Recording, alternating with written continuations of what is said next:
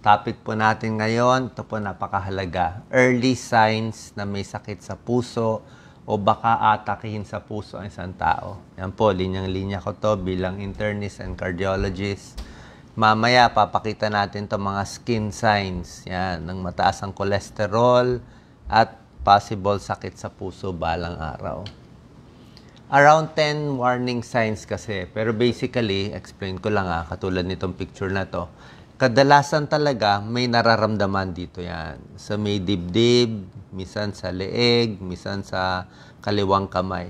So, merong discomfort sa chest. Pag tatanungin nyo sila, hindi naman nila sasabihin masakit ang dibdib. Sabihin na lang nila parang hindi ako komportable, parang hindi makaburp, hindi malabas yung parang sinisikmura lang ako, parang hindi matunawan. Ganun ang feeling nila.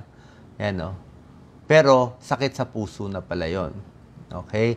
Minsan, lightheaded. Parang matutumba, minsan nahihilo, pinapawisan, minsan hinihingal. So, yung sakit, pwede hanggang dito, madalas sa sikmura, banda rito. Pwede rin sa kaliwang kamay, hanggang dito sa leeg. Tapos, yung sakit ng warning signs ng sakit sa puso, usually, ang timing mahalaga eh. Ibig sabihin ng timing, mga 10 to 15 minutes lang siya. Hindi umabot gaano ng mga 30 minutes. Pag sinabi, 2 oras masakit, baka hindi nasakit sa puso yun. Kasi kung heart attack yun, 30 minutes lang, atake na, serious na. So, pag 2 hours, maghapon masakit, hindi yun sakit sa puso. Pero yung timing ng mga 15 minutes, let's say, umakyat ka 2 palapag, napagod ka, na-stress ka, o sa hapon, hinahapo ka, napagod ka, yun, sumakit ng 15 minutes. Tapos nagpahinga ka, nawala. Yun, possible yun. Lalo na kung yung ikaw mismo, yung pasyente, ay high risk. Anong ibig sabihin kung high risk? Usually, pag mayroong masakit ang dibdib, titingnan mo yung risk factor. Kung babae siya, edad 20, kalimutan mo na, 99% di yan sakit sa puso. Pero kung 50 years old, lalaki, naninigarilyo, mataba, diabetic, matigas ulo, tapos sumasakit konti ang dibdib, takot na tayo agad kasi malaki ang chance na heart disease siya. Kasi nga, overweight, 50s, di ba? Nandun na yung risk factors na magbabara. Yan po. Tsaka pag tinanong natin sila kung saan masakit, usually tatanungin ko na, turo nyo isang daliri. Normally, hindi nila matuturo. Pag naturo nila dito ang sakit, hindi na sakit sa puso, yung sa buto na yon. Baka paghiga niya, naipit niya. Pero pag hindi niya maituro at hindi talaga masakit, parang, sabi niya, parang mabigat o discomfort, pwedeng sakit sa puso. Ito yung mga areas, ayan, kadalasan. Ito yung typical, usual areas ng sakit sa puso. Pwede dito sa may dibdib, pwede medyo mababa, sa may sikmura, hanggang lower jaw, ayan, sa ilalim. Yung iba nga pumupunta sa dentista, kala nila may siraipin. O dito sa left arm. Yan. Yan ang mga possible areas. Pag sa babae, mas hindi obvious yung sakit sa dibdib. Pag sa babae, heart attack in women, medyo iba. Minsan hilo-hilo lang sila. Minsan hingal-hingal lang. Or unusual heartbeat, mabilis yung heartbeat. O hindi matunawan. O pinapawisan. O pagod lang, bigla lang napagod. Kasi lahat to possible sa puso Bakit pagod? Baka mahina tibok ng puso. Unusual heartbeat, ba't mabilis yung heartbeat? May nararamdaman yung katawan. Minsan, kahit kalimutan natin yung sakit, ibaliwala natin yung katawan natin, alam. Alam ng puso, may diferensya, di ba? Let's say, may infection ka sa katawan, o may infection. Kahit sabihin mo, wala akong lagnat, kaya ko to. Pero yung heartbeat mo, mamaya 110 beats per minute. Mabilis, 100. Normal heartbeat mo, 70 or 80 lang. Bakit bumibilis ang puso? Pwedeng panic attack, nervyos, pero pwedeng may sakit talaga. May either sa puso, o sa tiyan, o may infection, may lagnat. Yan. So, ito yung 10 early signs ng heart disease. Ito yung typical. Ulitin natin, Doc Lisa, para malinaw sa kanila. Chest discomfort, yan, di ba? Hindi talaga masakit, parang hindi komportable ang pakiramdam. Nasusuka, indigestion, kala mo sinisikmura. Pwedeng sinisikmura talaga, pwedeng may heartburn, or pwedeng may sakit sa puso yan. Yung sakit, pumupunta sa kaliwang kamay. Possible din yan. Ubo ng ubo. Lalo na pag uubo, yung may plema na kulay white. Kung may kulay white na plema, possible din yan. Ayan, pag frothy. Pinapawisan. Yan, pinapawisan. Mataas yung sympathetic nervous system niya. Manas. Tulad ng sinabi ko, pag manas, pwede sa puso, sa liver, o sa kidney. Yan, no, mahina, heart failure. Ito, irregular heartbeat. Yan, no, nagloloko. Ibig sabihin, hindi na regular yung tibok. Mabilis na, hindi pa regular. Sakit sa leeg o lower jaw. Shortness of breath. Yan, no, hirap huminga. Ito, parang may hilo, parang matutumba. Okay? Yan ang 10 possible signs. Ito lang, ina-explain lang. Na-explain lang, Doc Lisa, kung bakit nagkakaganon. So, pag hinihingal, baka kulang yung pumping ng puso. Pag biglang nahihilo, baka minsan yung tibok humihinto, bumibilis. Kaya, pag nagloloko kasi yung tibok ng puso, minsan alam mo yan eh. Di ba? Parang hindi lang mabilis, o biglang tumalon, o ma-feel mo pag nag-skip beats, parang na-feel mo yung dugo pumasok, nawala. Pag mga 10 seconds, walang tibok, di ano na yan. Mahihilo ka na, magko-collapse ka na. Didilim na yung paningin mo. First aid dyan, higa. Higa, deep breathing, relax lang.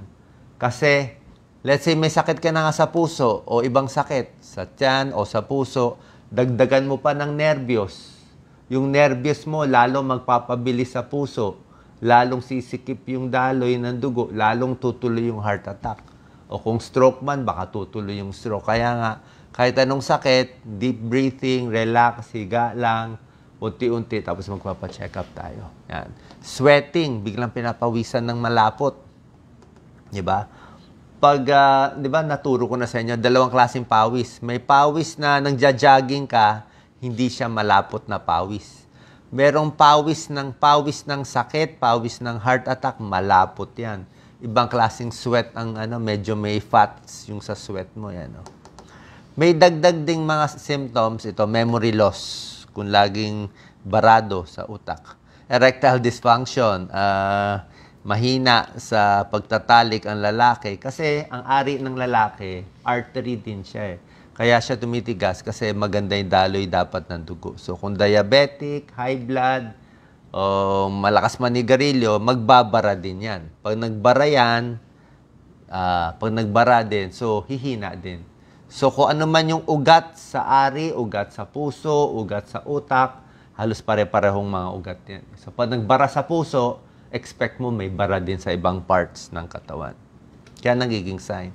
Ito, nakakakita kayo ng ganito. Tingnan niyo yung mata, oh. May cholesterol yan. No? Pakita mo, Doc Lisa. Very yellow. Santelasma yan. Mataas cholesterol niya. Lumabas na nga sa balat yung taba.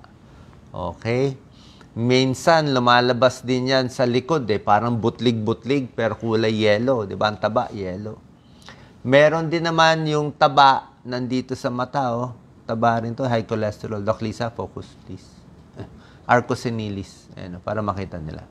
Arcosenilis. Dapat, pag senior citizen, common na may ganito. Pero kung wala ka pang senior yan, no, nabilog na lahat to, pwedeng mataas cholesterol mo. Ito pa, isang sign. Ito, tunay ito, earlobe crease. Napansin to ng mga doctors na pag may earlobe crease, ito nga hindi tuloy yung crease eh. Pag may linya ka dito, minsan dito sa taas o dito sa baba, mas mataas ang risk na nagkakaroon ng sakit sa puso. Ang explanation hindi ganun ka-klaro, pero ayon sa ibang mga teorya na parang nagkukulang ba ng fats o yung laman nila humihina dito pag tumatanda, kaya nagkakakulubot, nagkakalinya.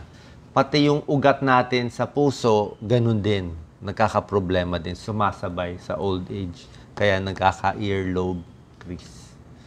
Higher risk lang to, ng cholesterol, sakit sa puso. Hindi 100%. Ito, clubbing. Baka nakakita kayo, may blue baby. Pag sa bata nyo nakita yung clubbing, ganito itsura, kakaiba yung mga daliri niya. Ibig sabihin, blue baby siya, kulay blue. Oh. Ganito po, chinecheck eh. Ayan, oh. Dapat, pag ginanyan natin daliri natin, o gawin ninyo, kailangan may butas. Ayan, Doc Lisa, pakita mo yung butas. Yan. Pag nawalan ng butas, ibig sabihin, makapal dito, clubbing yon. Yan o. Ito normal, may butas. Pinakita ko sa inyo. Ito hindi normal, dumikit to. Ang kapal ng balat ng laman. Parang to ang kapal dito. Bakit kumakapal? Kumakapal ito sa nail bed kasi kulang sa oxygen. Kulang ang oxygen ng kamay kasi nga blue baby abnormal. May butas yung puso, hindi maganda yung ikot ng oxygen, non-oxygenated blood. Kaya hindi maganda. Yung dugo na dapat na-oxygen ng baga, hindi na na-oxygen ng baga, ikot na agad. Kaya kulang ang dugo. Mababa pulse oximeter nila, wala pang 90 yan. So, kulang oxygen ng kamay, kumakapal siya. Kaya nagka-clubbing. So, pag bata, blue baby, congenital heart disease. Pero kung matanda, may clubbing, pwedeng mga COPD, smoker, emphysema, pwede rin mag-clubbing. Ayan, o. Okay? Pero hindi porke wala kang clubbing, wala ka ng sakit. Marami pa tayo ibang signs. Papacheck mo blood pressure, blood sugar. Tsaka yung lahi. Importante yung lahi. Kung ang magulang mo namatay at 50 years old, atake sa puso o stroke, high risk ka. Pero kung ang magulang mo umabot ng 85 years old, 90 years old, malakas pa, maganda lahi mo. So maganda pinamana sa'yo, di ba? So, kung maaga namatay magulang, bad genes pinasa sa'yo. Kung mataas cholesterol nila, bad genes din napapasa sa anak. Sana pera na lang pinamana sa atin, di ba? Hindi na yung bad genes. So, 8 steps, makaiwas sa sakit sa puso. Healthy diet, very important. Timbang, magpapakataba. Physical activity tayo, pag medyo may edad, lakad na lang, ha? Kahit 5,000 steps, pwede na. Hirap ng 10,000 steps a day. May mga tracker, may mga app sa cellphone. 5,000 steps, pwede na. Blood sugar, dapat controlled with exercise. Blood pressure, dapat controlled, ha? Inumin lang yung gamot sa high blood, diabetes, kung hindi na makontrol. Tigil sigarilyo, tigil alak, at ito, positive lang. Kasi ang stressful work, nakaka-add sa sakit sa puso. Yung mga lawyers, usually, lawyers, stressful ang work nila.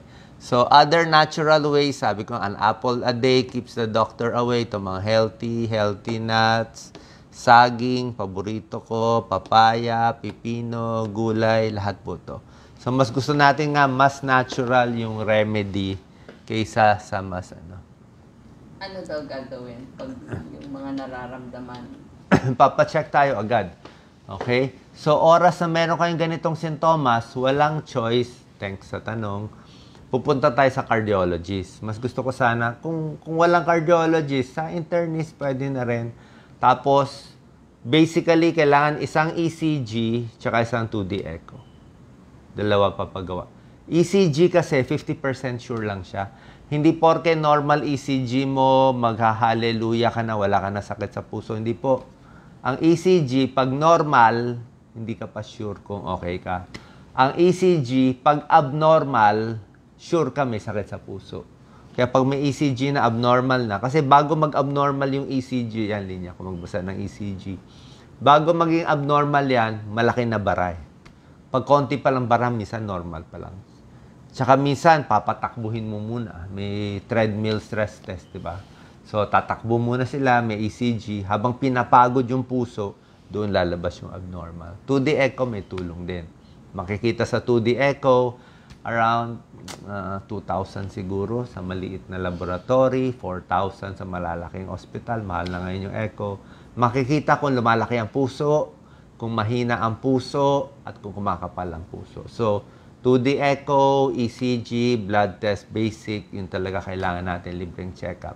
Pag nakita ano diferensya, doon magiging almost sure na tayo kung may sakit sa puso ka o wala. Pero initially, ito muna, early warning signs. Tsaka tingnan nyo na rin, kung high blood ka, gamutin nyo na yung high blood. Kung diabetes ka, lalo na kung may edad, mas maganda early. Diba? Kasi hindi natin masabi, matsambahan. Nababalita, diba? Ang daming mga kabataan, mga runner, takbo ng takbo, marathon, athletic, tapos bagsak, patay. Teenager, patay. 20s, namamatay. Minsan, may athlete's heart din. May athlete's heart. Ibig sabihin, sa sobrang exercise, kumakapal yung puso, sana na 2D echo siya para mas nag-ingat. Kasi bata o matanda, pwede rin magkasakit ngayon. Okay? Sana po nakatulong tong video. May tips pa ako konti sa heart failure. Ito. Heart failure, mahina ang puso eh. Oo. Hindi lang bara, yung lumala na, humina na siya. So pag heart failure, talagang hingal ka na. Ito, yan, manas na to. Oo. Heart failure to. Pag sakit sa puso kasi minsan hindi umaabot sa heart failure. Yan, yung plema may puti na. Ihi ng ihi, paano, nag-iipon na yung tubig eh. Tapos, paghiga mo sa gabi, yung manas bumabalik sa puso bago napapahinga. Ito mga weak signs of heart failure. Okay? Salamat po. Thank you sa panonood. Share po natin sa mga may sakit sa puso.